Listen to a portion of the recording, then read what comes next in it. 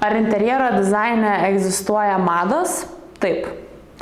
Ar interjero dizaine egzistuoja tendencijos? Tikrai taip. Ar kokybiškam interjero dizaine gali būti ir veikti mados? Tikrai ne. Ar kokybiškam interjero dizaine gali būti ir veikti tendencijos? Vienareikšmiškai taip, ir kokybiškas interjero dizainas ko gero nėra įsivaizduojamas be tendencijų poveikio. Kaip atskirti vieną nuo kito?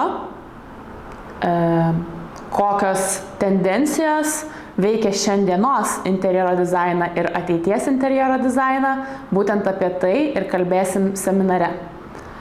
Kiekvienas save gerbiantis interjero dizaineris, siekiantis kurti interjero dizaino projektus, kurie kuria pridėtinę vertę, turi tai pamatyti ir svarbiausia suprasti.